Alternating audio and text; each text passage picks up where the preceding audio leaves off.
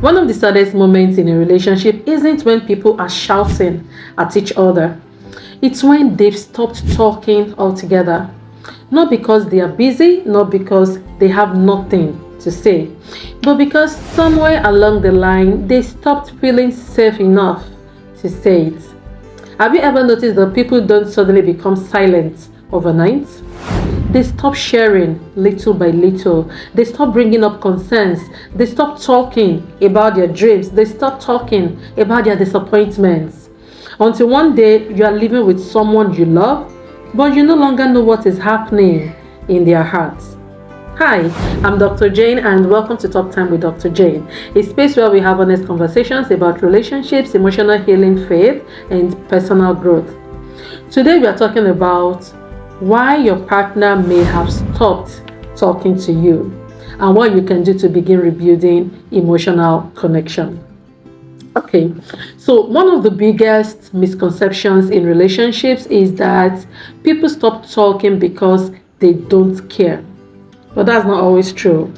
Sometimes people stop talking because they are tired of arguing. Sometimes they've tried communicating before and didn't feel heard. Sometimes they are afraid of being judged or misunderstood.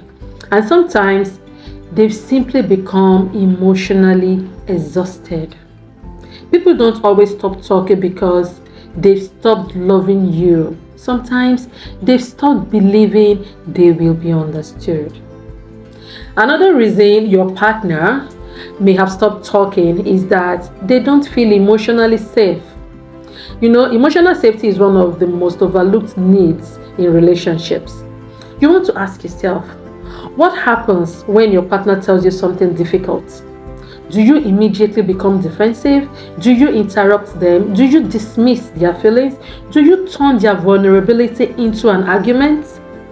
Over time, people learn whether it is safe to open up or not. If every difficult conversation ends in conflict, many people eventually stop trying. People are more likely to speak when they feel safe enough to be honest. Okay, now the third reason I'll be talking about is the fact that your partner feels nothing ever changes. And now I know this one is quite difficult to hear. Sometimes people stop talking because they've been talking for a very long time. They've mentioned the same concern repeatedly. They've expressed the same hurts. They've asked for the same change over and over and over again. And nothing happened. Eventually, they stop asking. Not because the issue is no longer there, not because it doesn't matter anymore, but because they've lost hope that the conversation would yield result, would make any difference, or that their partner even has the capacity to be better. Silence is sometimes the result of prolonged disappointment. If you're finding this conversation helpful, I'd love for you to subscribe to the channel and turn on your notifications. Every week we have honest and practical conversations that help us build healthier relationships and become better versions of ourselves. Now let's continue. Sometimes your partner may have stopped talking because they don't even have the words. Not everyone grew up in an environment where emotions were welcomed or understood.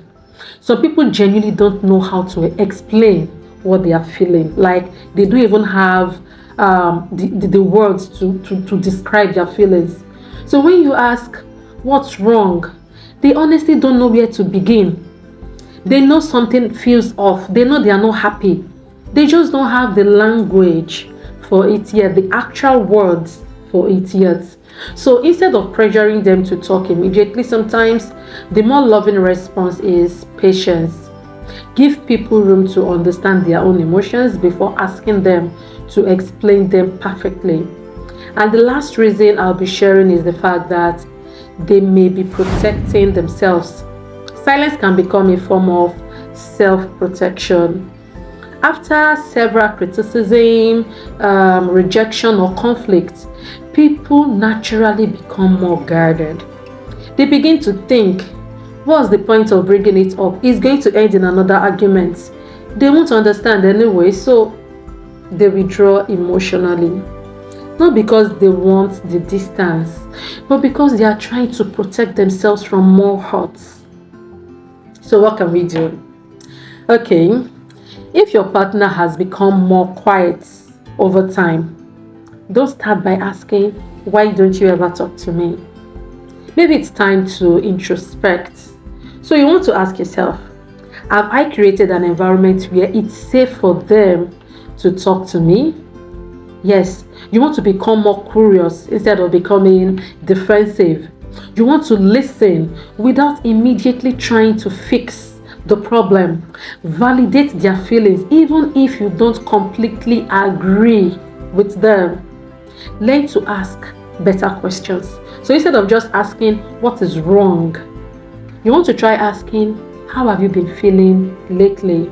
Is there anything I've done that has made it difficult for you to talk to me? What can I do to help you feel more supported? Yeah, those questions communicate something powerful. I'm willing to understand you. I want to understand you. Okay, let me leave you with these thoughts. Communication isn't simply about talking. It's about creating an environment where people feel emotionally safe enough to be honest. The goal isn't to win conversations, it's to remain connected through conversations. So here's your talk time challenge for this week. Ask someone you love this simple question. Is there anything you've been wanting to tell me that you haven't felt comfortable saying? And when they answer, resist the urge to defend yourself. Simply listen to understand and focus on improving. Sometimes one safe conversation can begin healing months or even years of emotional distance. Thank you for spending this time with me. Don't forget to like, comment, and share this video. Until next week, take care of yourselves and take care of your relationships.